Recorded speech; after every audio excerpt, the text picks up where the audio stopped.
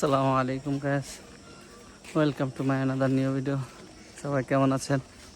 আশা করি ভালো আছেন। আজ 10 জিলহজ, ঈদুল আজহার দিন। ঈদগাহ নামাজ পড়তে যাচ্ছি। যে আমার বাইস্তা, মেজো বাইস্তা, সামনে ছোটো বাইস্তা, বড় বাইস্তা, সামনে আছে আব্বা। সবাই মিলে ঈদের নামাজ পড়তে যাচ্ছি। আমাদের এখানে ঈদের জামাত 8:30 বাজে দিছে, 8:30।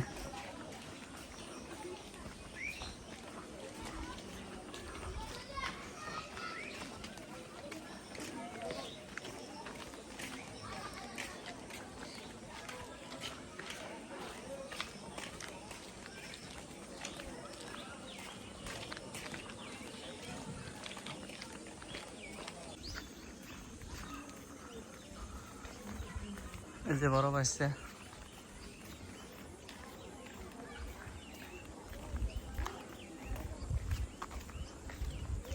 আমাদের বাড়ি থেকে ঈদগাহ মাঠ ভালোই দূরে, অনেকটা দূরে।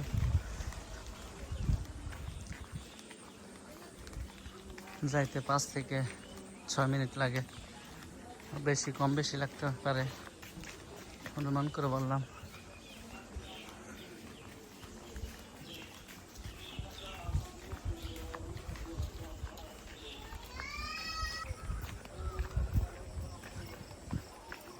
আল্লাহু আকবার, আল্লাহু আকবার, লা ইলাহা ইল্লাল্লাহু, আল্লাহু আকবার, আল্লাহু আকবার, ওয়ালিল্লাহিল হামদ।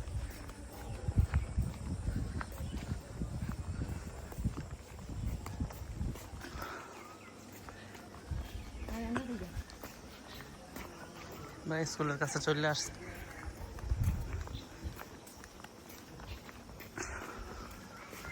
স্কুল থেকে উত্তর দিকে আবার যেতে হবে।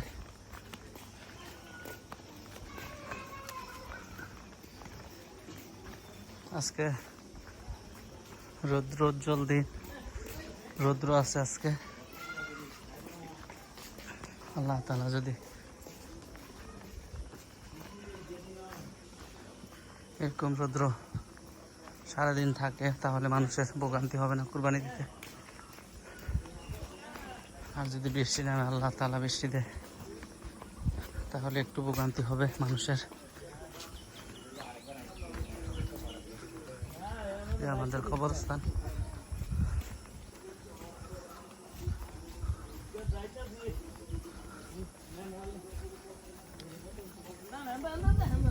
আসসালামু আলাইকুম ইয়া আহলাল কুবুর।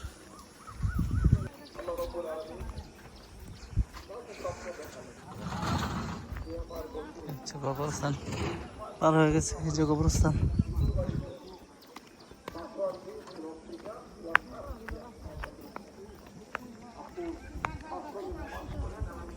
এটা হচ্ছে আমাদের দরগা।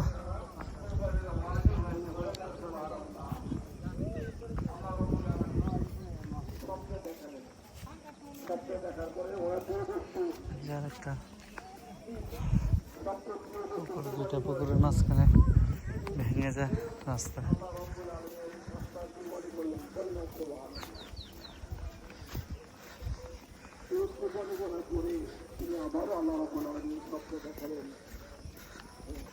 আমরা মিলাতে যাবো,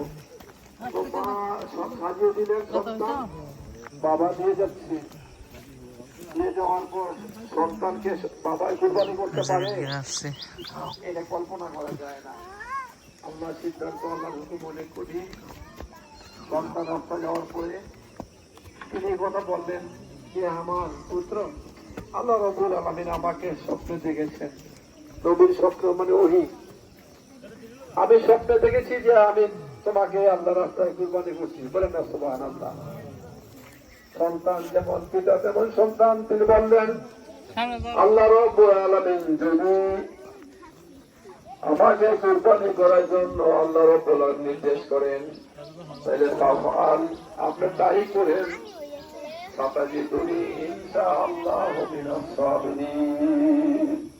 সন্তান রাজি হয়ে গেলেন যে আপনি রাজি হয়ে গেলেন, সন্তানকে জবরদস্তি করে কুরবানি করবেন না। ঠিক আছে?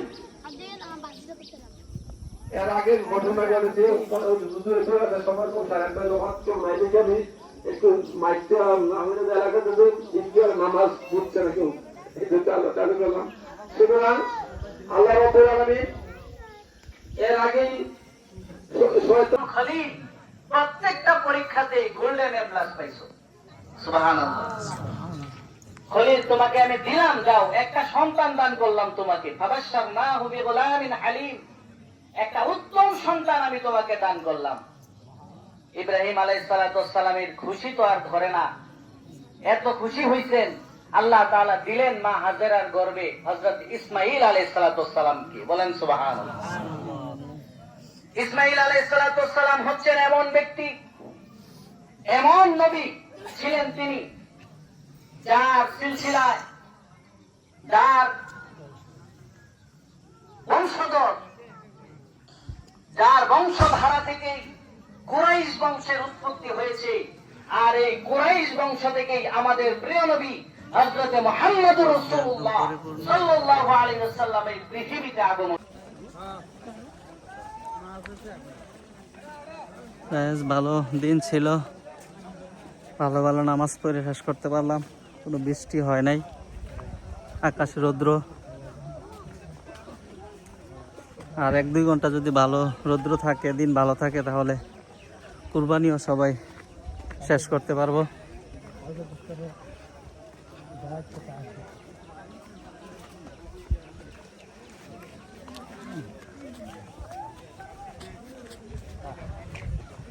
যারা সম্পূর্ণ ভিডিওটা দেখলেন তাদেরকে অসংখ্য ধন্যবাদ।